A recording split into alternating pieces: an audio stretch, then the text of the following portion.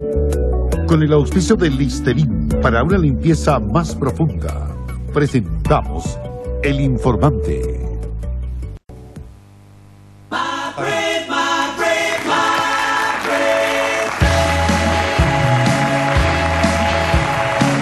El mapa de Chile, el mapa de Bolivia al día de hoy. Un mapa que, sin embargo, está en entredicho, al menos desde la lógica boliviana. Un mapa que obviamente nos tiene también a nosotros inquietos porque ya la presidenta Michelle Bachelet ha comenzado a delinear la que será la defensa de nuestro país. Cuestión que vamos a conocer ya en detalle a partir del martes de la próxima semana. Ese tema está en la agenda y por supuesto que es tremendamente trascendente. Nosotros vamos a conversar de esto en los próximos minutos a la espera. Viene viajando desde Valparaíso a Santiago también con el ministro de Hacienda, Alberto Arenas, porque firmó hace muy pocos minutos, lo veíamos en 24 horas central, el acuerdo que modifica la reforma tributaria y que genera un acuerdo entre las partes que habían estado solicitando modificaciones. ¿Cómo se escribió ese nuevo acuerdo? ¿Qué es lo que hay detrás en lo político y también en lo técnico, por supuesto? Lo vamos a conversar con el ministro en la primera entrevista que da después de haberlo firmado. Pero esta noche vamos a comenzar con un tema que es evidentemente trascendente. A nadie, a ningún chileno le deja indiferente el tema de la petición de una salida soberana al mar por parte de Bolivia. Hay quienes están a favor, hay quienes están en contra, pero ahora esto lo tiene que resolver, o en apariencia lo va a resolver la Corte Internacional de Justicia.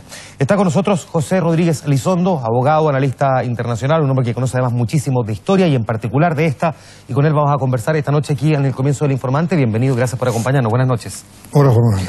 Yo sé que la pregunta puede sonar básica, porque obviamente que la respuesta sería mar, pero espero un poco más que eso, y evidentemente por eso es que lo invitamos a usted. ¿Qué es exactamente lo que Bolivia está planteando en su demanda, hasta por lo menos donde conocemos?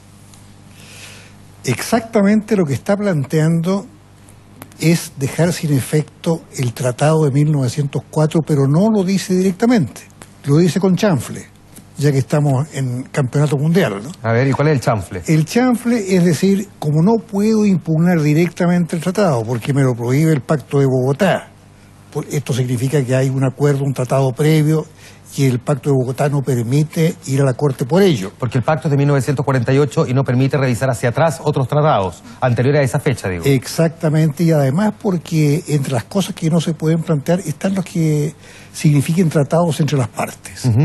Además porque la Corte misma solo puede dedicarse a temas estrictamente jurídicos. ¿Y qué pasaría?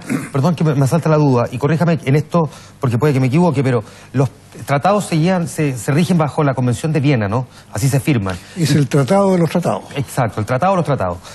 Si es que eventualmente Bolivia dijera que en realidad ese tratado no se firmó según la Convención de Viena, es decir, que lo firmó bajo presión, que lo firmó no estando completamente en la plenitud de su toma de decisiones, no sé, y que por lo tanto la negación de la existencia de ese tratado se refiere a eso, y que por lo tanto diga, sí, pues esta Corte puede revisar algo, aunque tenga el pacto del 48, porque ese tratado en realidad no es tratado. Ha dicho algo peor Evo Morales, pues, Juan Manuel, ha dicho, este tratado está muerto. Al principio Evo Morales pretendía desentenderse del tratado, lo declaró difunto. Después sus abogados le dijeron, bueno, con esto no llegamos a ninguna parte, esto es retórica nomás, tenemos que plantearlo de una manera distinta. Si usted dice que el tratado está muerto, se echó a todo el mundo jurídico encima y cada país tiene fronteras y cada frontera es problemática. Por lo tanto, el efecto de demostración sería fatal. ¿Qué es lo que define el Tratado de 1904? Para, digamos, tener ahí clarito lo que nosotros entendemos por ese acuerdo de comienzo del siglo pasado. Para decirlo en forma muy simple, define cuáles son los límites de Bolivia. ¿De Bolivia? ¿Solamente los límites o establece compromiso por parte de Chile también? Bueno, justamente es un tratado entre Chile y Bolivia, y al establecer los límites de Bolivia está estableciendo el límite con Chile. Por lo tanto, Bolivia renuncia a perpetuidad a la costa, a Antofagasta, digámoslo en forma más sencilla, sobre la base de una transacción que en la época le pareció muy beneficiosa. El ferrocarril Arica-La Paz, el puerto libre para el comercio de exportación e importación. Piensa que en la época previa, Cobija y la costa que tenía Bolivia no era utilizada prácticamente, que su puerto de comercio de exportación e importación era Arica. Perfecto. Y Arica era peruano. Por lo tanto, eso queda también dentro del Tratado de 1904, claro, este compromiso chileno del ferrocarril. Cuando se hace el balance, de las conveniencias de cada parte, está muy claro que a Bolivia le convino. Si ahora Bolivia dice no me conviene, estamos haciendo una historia contrafactual.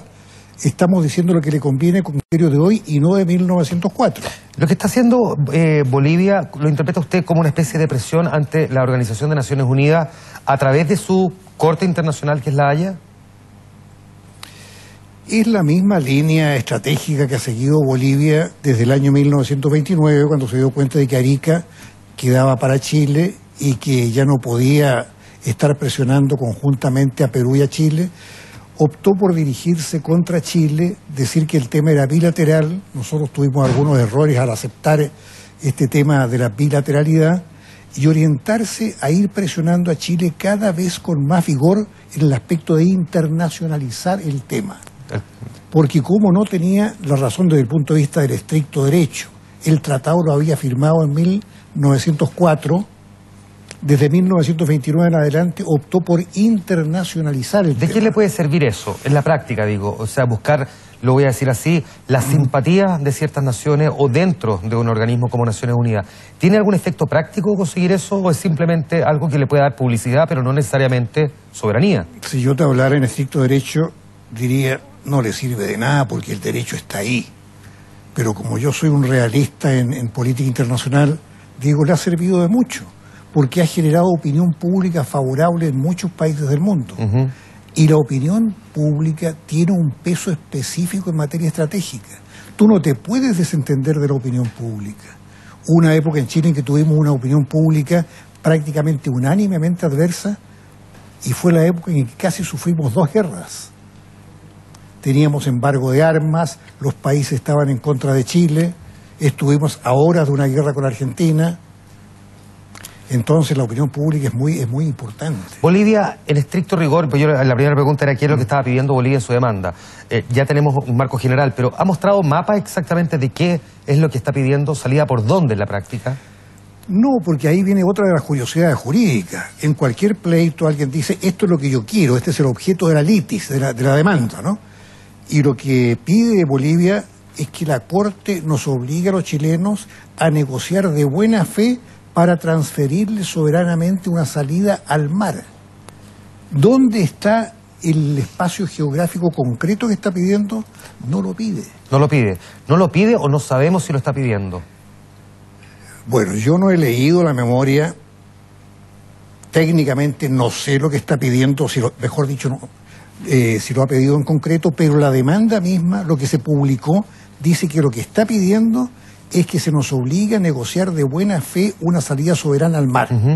Ahora, tiene bastante lógica eso porque si pide que sea por el antiguo territorio que fue boliviano, estaría diciéndole a la Corte segmente a Chile en 2, con lo cual prácticamente le está diciendo a un organismo de Naciones Unidas, ¿cree usted un casus belli?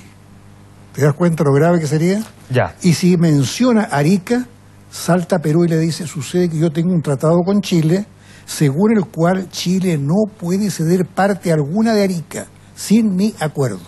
Perfecto, que ahí nos lleva de vuelta a ese tratado de fines de los años 20. Quiero, si es posible, que veamos el mapa de cómo es hoy día la frontera entre Chile y Bolivia para poder, digamos, dimensionarla cuando luego la comparemos con cómo es o cómo era antes de la Guerra del Pacífico. Esa es en la práctica la definición del mapa. Y si es posible, mi querido director, vayamos al mapa que mostraba cómo era Bolivia antes de la Guerra del Pacífico, que es fundamentalmente lo que reclama. Y aquí me lleva al siguiente punto. Vamos a ver ese mapa que va a definir cómo era este territorio boliviano previo a este conflicto y ahí va a quedar marcado en color y, entre otras cosas, contempla, digamos, varios puntos que hoy día están en territorio chileno.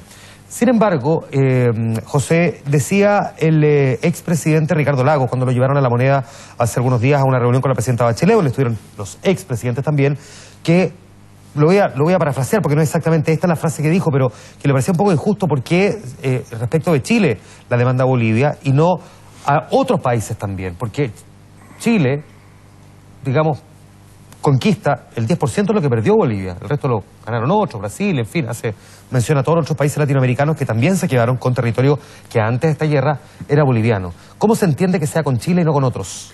Yo tengo una explicación geopolítica para esto y es bastante notable, de la inteligencia de Bolivia para plantearlo. Bolivia le está diciendo a todos los países del mundo: yo perdí la mitad de mi territorio en distintas guerras. Chaco, el Acre, la guerra del Pacífico, pero lo único que me importa a mí es la parte que perdí con Chile porque me quitó una cualidad, la cualidad marítima. Ojo, esto significa decirle a todos los demás países que le quitaron territorio: quédense tranquilos ustedes que la cosa va con Chile. Es la vieja teoría geopolítica de aislar al enemigo principal. ¿Para qué? Para conseguir la alianza de todos los demás. Entonces, muy inteligente esa posición, porque significa que los demás países están diciéndole a Chile: pero tú que tienes tanta costa, ¿por qué no le das un pedacito a Bolivia? Se garantizan que luego no vayan a por ello. Por eso era lo que te se digo preguntaba el mismo expresidente que en algún momento ofreció relaciones diplomáticas aquí y ahora a Bolivia. Es una posición muy inteligente. Ojo, pero te voy a contar una cosa con respecto a eso. En el prólogo que le escribí un amigo que hizo un libro sobre el Tratado de 1904, Cristian Garay y José Miguel Concha, yo establecí muy claramente que el afán de Bolivia, lo digo en el prólogo, es Arica. Ha ambicionado Arica desde que nació a la vida independiente. Y por lo tanto que eso de la cualidad marítima es una especie de eufemismo para decir: yo quiero salir al mar siempre que sea por Arica. ¿Y sabes tú quién me dijo que tenía la razón? Nada menos que Carlos Mesa. Carlos Mesa, refiriéndose a ese texto, dice que podrá discrepar en muchas cosas con lo que yo planteo, pero tiene razón en cuanto el nudo gordiano del conflicto es con Perú y con Chile, y es Arica. Arica, ahí está el punto del cual vamos a ver un ratito más el mapa de 1975, que probablemente es el que más se cita a partir del famoso acuerdo que conlleva el abrazo, ¿no?, de Charaña. Pero antes me gustaría preguntarle sobre esto que se ha dado en llamar los derechos expectaticios. Es decir, a partir de declaraciones, de frases, decía de hecho David Choquehuanca hace algunos días en una reunión internacional que efectivamente hay derechos expectaticios y que esperaba que esos derechos se fuesen a cumplir. ¿Qué es lo que son los derechos expectaticios? Mira, cuando uno entra primer año de Derecho, Juan Manuel, lo primero que aprende es que las meras expectativas no constituyen derecho. Al alumno chico le dicen: mire, usted podrá tener toda la expectativa de tener tal y cual cosa, pero si no tiene un contrato firmado, eso no es derecho. Los asesores del presidente Evo Morales le dieron vuelta el aforismo. Le dijeron que cuando las expectativas eran muy firmes, muy prolongadas, muy históricas, llegaban a constituir derecho. ¿Qué es lo que citaba David Choquehuanca cuando decía: Alessandri el 22, González Videla el 50, Pinochet el 75, pero hablaron de esta posibilidad, nunca se concretó? Es decir, generaron expectativa, por decirlo así. Entonces, este grupete de abogados domésticos de Evo le planteó este tema. Pero cuando llegaron los abogados más sofisticados, de los abogados extranjeros, le dijeron: mire, me parece esto bastante simpático, pero no tiene ningún efecto ante ningún tribunal. No ha tenido nunca un efecto, porque el caso que se suele citar para explicar que en el fondo los derechos expectaticios sí pueden derivar en una obligación es el de Australia con Francia, a partir de las promesas de Francia de concluir sus pruebas nucleares, las que llevaba realizando Muroró, Afangataufa, los atolones, y que en el fondo habían promesas, declaraciones permanentes de sus autoridades de que iban a finalizarla y que no las terminaban. Y Australia, que se sentía perjudicado porque decía que la radioactividad los podía eventualmente atacar y, en fin, otros argumentos. Bueno, finalmente se levanta la mano y se dice: sí, Francia lo dijo, tiene que cumplir. Claro, es que eso es lo que se llama en derecho ahora los actos unilaterales que comprometen a un Estado, que es un estadio superior a la de las meras expectativas. Además, no es un tema de fronteras, es un tema, como quien dice, transversal a todo el mundo. Las pruebas nucleares son peligrosas para toda la humanidad, y si un Estado se compromete a no hacerlo, cobrémosle la palabra. Acto unilateral. Perfecto, que es distinto. Vamos al mapa que tenemos pendiente, que es el mapa digo, de 1975, que es el que se establece a partir de este famoso acuerdo de Charaña, que es probablemente cuando, entiendo, Bolivia queda ciertamente más cerca de poder acceder al mar. Ahí estamos viendo cómo se completa efectivamente el mapa y que queda dibujado entonces cuál era ese canje finalmente de territorio. Solo para recordar a quienes se pierden un poco en este pedazo de la historia, ¿qué fue lo que pasó con ese acuerdo que finalmente no se materializó? ¿Qué ocurrió con ese acuerdo que se firma o se publicita, pero que no se materializa? Antes, Juan Manuel, viene un tema que es un poco complejo de explicar y que es lo siguiente. No es la primera vez que Chile negocia directamente con Bolivia una salida soberana al mar para pedirle después la autorización al Perú. Claro. La primera vez sucedió en el año 1950 y en ese momento surgió el negociador del tratado con Perú, Conrado Ríos Gallardo, diciéndole al gobierno nuestro: ustedes se están metiendo la pata. Porque el tratado que yo hice, que yo firmé en la época de Carlos Ibáñez, dice que primero es el acuerdo con Perú. Chile no podrá transferir soberanamente parte alguna de Arica sin previo acuerdo con el Perú. ¿Y qué pasa? Que con el previo acuerdo con Bolivia para la posterior anuencia con el Perú, le dimos vuelta el poder que tenía el Perú, lo convertimos en veto. Y fíjate que es distinto ponerse de acuerdo Chile con Bolivia y decirle al Perú: véteme usted esto si quiere. Yo una vez entrevisté como periodista a Francisco Morales Bermúdez, que fue el interlocutor de Pinochet para el tema de Charaña, y le dije: bueno, y ustedes que siempre dicen que están a favor de la justa causa de Bolivia, ¿por qué no accedieron a los acuerdos de Charaña? Y la respuesta muy franca, muy directa de Morales Bermúdez fue: ustedes querían dejarnos mal con Bolivia. Ahí está la filosofía. Si la política real, Juan Manuel, está hecha de sutilezas de sentimientos también, no solo de artículos en tratados. Ya, 1975 no se cumple. ¿No se cumple por qué razón? Porque Morales Bermúdez, asesorado por su cancillería, que es muy sofisticada, Torre Tagle, le dice a Pinochet: mire, yo no le voy a decir ni no como quiere usted, porque yo tengo derecho a negociar.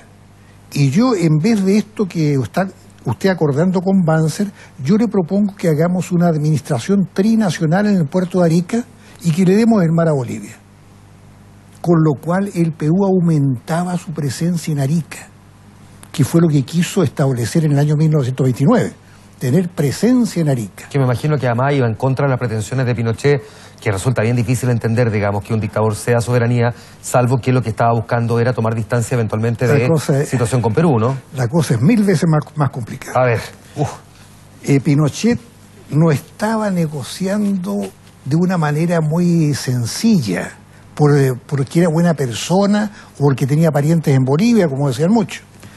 Estaba negociando para sacar a Bolivia de la HB3, que es el grupo de 3 vecinos que se pueden unir contra Chile en una guerra. Entonces, estratégicamente pensó: hay que sacar a Bolivia para que en vez de HB3 sea HB2. Con lo cual yo tengo 2 adversarios en vez de 3. Ofrezcámosle una salida soberana a Bolivia. Y consiguió éxito. Es decir, en ese momento Banzer aceptó, se negoció, el Perú hizo esa postura que sabía el presidente peruano que iba a ser rechazada por Pinochet. Ya. Aquí hubo un juego de póker, y este juego de póker culminó con que pasó el tiempo útil para la guerra, no se produjo la coalición de 3 contra Chile, y Bolivia quedó igual. En el caso, bueno, que de hecho deriva en que después, cuando Chile está a punto de entrar a guerra con Argentina, Bolivia toma una posición alentado en parte por Argentina y bueno, termina quedando solo, ¿no? Ahí es cuando se rompen las relaciones diplomáticas, en fin. Pero lo quiero llevar ahora a una cuestión práctica, volvamos al día de hoy. Primero miremos cómo siente usted que le ha parecido el camino por el que va optando Chile. A partir de las palabras de la presidenta ayer, sé que falta todavía conocer lo que hagamos el 15, porque no está redactado esto, todavía se está preparando en París, pero hasta ahora, ¿cómo ha visto la posición chilena? Hay momentos en que los chilenos tienen que tener una lealtad básica hacia la autoridad, ¿no? Como decían los antiguos, Roma locuta, causa finita. Se pronunció el jefe de Estado, tenemos que acatarlo. Y eso es lo que me está diciendo. Que aunque no le guste... No, lo que te puedo decir es que yo tenía una posición distinta. Bueno, pero la podemos conocer, supongo. No, la posición está escrita, la vengo planteando desde el año 2011, cuando Bolivia anunció que iba a demandarnos. Académicamente la conocen mis alumnos, mis colegas. Apareció publicada, de hecho, en los diarios también. Sería bueno para quienes todavía no la entienden bien o no la conocen. Bueno, ahí viene el problema, porque apareció en el Mercurio. Así es. Y la gente dice: mira lo que se le ocurrió a Rodríguez Elizondo. Claro, qué creativo. Claro, está en la comisión, está de asesoramiento y sale con este esta cosa sorprendente. Eso, como, sorprendente era la palabra que se usó. Como me dijo una persona muy conspicua, me dijo, ¿qué tesis más sorprendente? ¿Cuál es la tesis sorprendente? La tesis sorprendente es una tesis que existe en el Estatuto de la Corte Internacional de Justicia. ¿Qué es lo que tengo aquí? Dijo. Mira qué casualidad como lo tienes ahí, hombre, podría ser la pertinencia. Aquí, el artículo 53. El artículo 53. No les voy a leer esto porque esto no es televisivo. No, pero si es posible que resumamos qué es lo que dice el artículo 53, porque esto puede abrir está abriendo una ventana de discusión bien interesante también. Bueno, mi posición tenía fundamento porque yo trabajé en Naciones Unidas, distribuí esta folletería en su época, y el tema es el siguiente: la filosofía de la Corte es la voluntariedad, no quiere imponer su jurisdicción. Por lo tanto, estableció en su estatuto un artículo que decía que si un Estado demandado no quería defenderse ante la Corte, no se defendiera ante la Corte. Claro.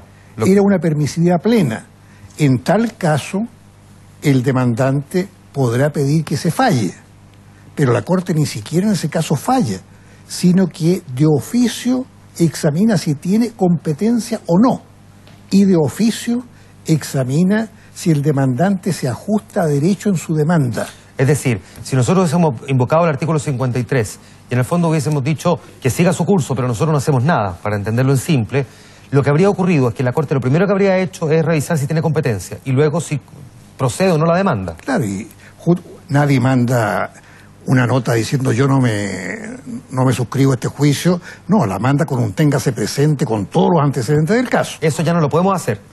Se puede hacer en cualquier momento del juicio. Ya, y no es el camino que vamos a seguir el 15. No es el camino que vamos a seguir el 15. Era la posición que yo había planteado, como te digo, desde el año 2011. Y tiene una ventaja muy grande, que te compromete mucho menos con un eventual fallo adverso. Si nosotros estamos 5 años o 2 años pleiteando y sale un fallo que no nos guste, sería muy duro decirle al mundo no vamos a cumplir este fallo. Claro, lo que pasa es que algunos interpretan eso como que en el fondo uno fuera rebelde. El Estado rebelde, le dicen a los que invocan el artículo 53. Basta leer lo que dice la propia Corte, porque este es un folleto de la Corte, para decir cómo va a ser rebelde si la Corte misma le está facultando. Ya. Y además, principio general del derecho, la rebeldía debe ser judicialmente declarada. Es decir, la contraparte debe pedir, decláreme en rebeldía a este señor porque no quiere acatar a la Corte. ¿Cuál es nuestro peor escenario? El peor escenario me parece que es claramente el que se pensó en un principio, de plantear las excepciones junto con la contramemoria para que se fallara en el último momento, o sea, después de la réplica, la dúplica, alegatos orales, etcétera. Porque era brindarle un punto de prensa a Evo Morales durante 3, 4 o 5 años. Y nosotros haber guardado todo hasta el final.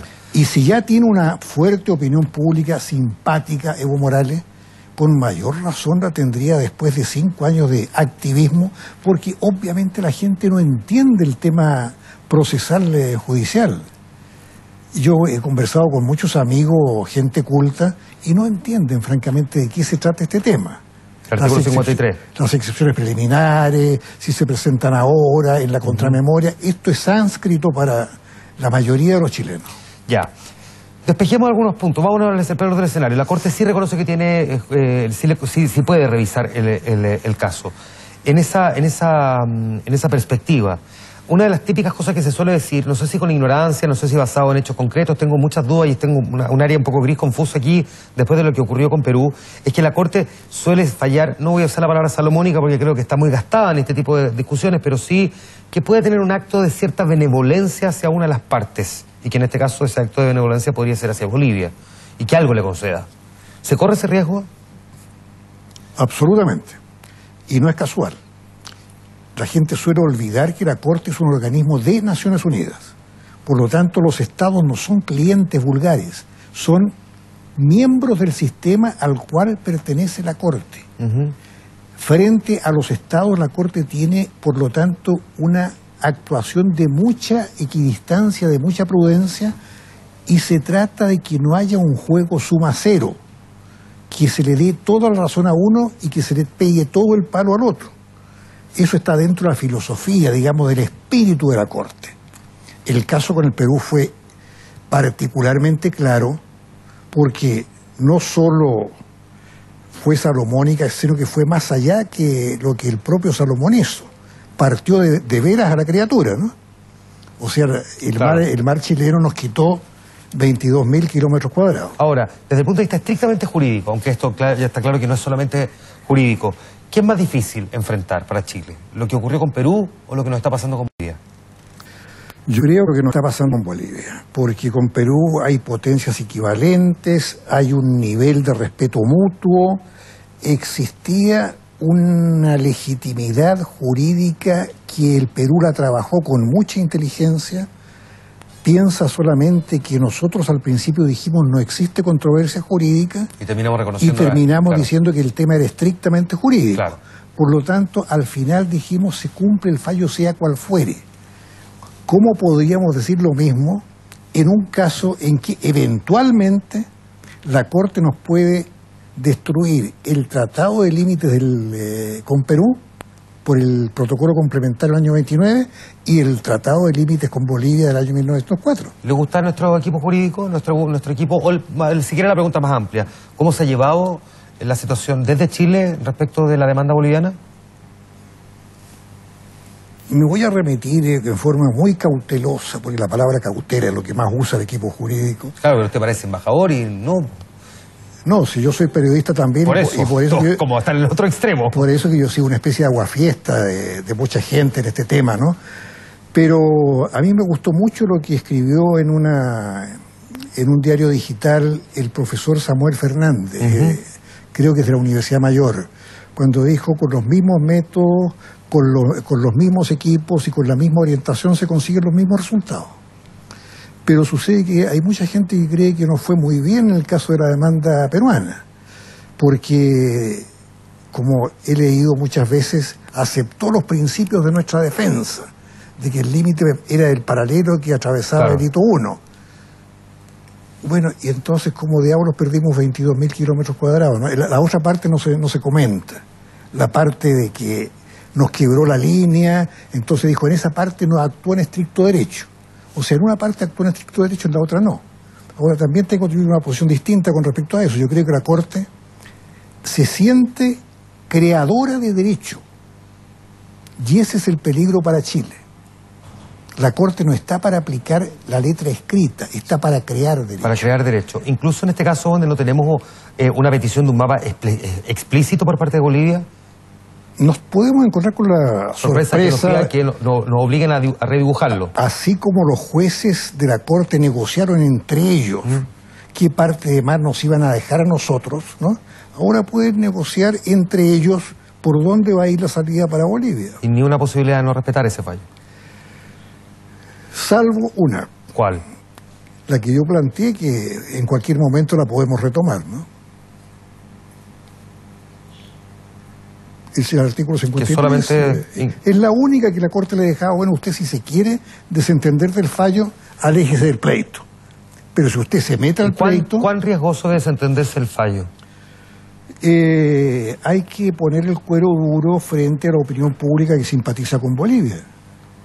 Evidentemente que eso pero las consecuencias no son solamente lo que diga la opinión pública, tiene que haber otras consecuencias, me imagino, si es que uno no respeta la resolución, aunque haya invocado el artículo 53, en el fondo, aunque haya dejado correr el juicio entre Bolivia y la Corte y nosotros nos hayamos quedado mirando. ¿Qué pasa si nosotros no acogiéramos, no respetáramos el fallo adverso? Bolivia ahí evidentemente que actuaría, nos denunciaría en todos los foros, nos haría la vida bastante miserable. ¿Pero no pasaría de eso? ¿O se corre algún riesgo más violento? ¿O de castigo para Chile? Yo creo que todos los países del mundo que tienen fronteras con otros vacilarían mucho antes de condenarnos. Porque yo no conozco ningún país que diga que su frontera es justísima, que no tiene ningún resquemor con respecto a su frontera. Siempre algún país quiere algo del otro país. Por lo tanto, si un organismo de Naciones Unidas deja sin efecto un tratado de fronteras, los demás países empiezan a poner sus barbas en remojo. Entonces ya, porque se me fue el tiempo, pero tengo que preguntarle esto entonces, ¿qué pasa si efectivamente... El chaparrón que vamos a recibir se compensa con el miedo que va a tener todo otro país que tenga tratado de frontera. Ya, claro, pero ¿qué pasa si por otra parte nosotros hubiésemos invocado el artículo 53? ¿No estaríamos diciendo implícitamente precisamente eso? No nos importa el fallo, no lo vamos a respetar si es adverso. No, todo y que en el depende fondo estaría avisando 5 años antes, 4 años antes, que da lo mismo lo que resuelva la Corte. Todo depende, Juan Manuel, cómo se planteen las cosas. Si tú planteas un escrito diciendo ilustrísima Corte, yo lo lamento mucho, ustedes son fantásticos, estupendos jueces, pero ustedes realmente no se han dado cuenta, a lo mejor, ¿no?, de que ustedes han fue competencia por tales y cuales motivos, y yo tengo a disposición de ustedes tales y cuales razones de derecho, de historia, de política, de geopolítica, de economía, según la cual esto no puede ser. Por lo tanto, para evitar tener que participar en un juicio en el cual yo no creo, permítame dar un paso al costado. Perfecto. José Rodríguez Elizondo, muchas gracias por entregarnos su punto de vista frente a lo que en estos momentos está ocurriendo y lo que va a seguir sucediendo en los siguientes días con la Haya y la demanda boliviana. Muchísimas gracias. Sí, rápida pausa comercial, rápidamente volvemos para hablar con el ministro de Hacienda, Alberto Arenas, que recién llegó de Valparaíso. Con él vamos a hablar de los acuerdos alcanzados esta noche en materia de reforma tributaria. Se los contamos al tiro, espérenme.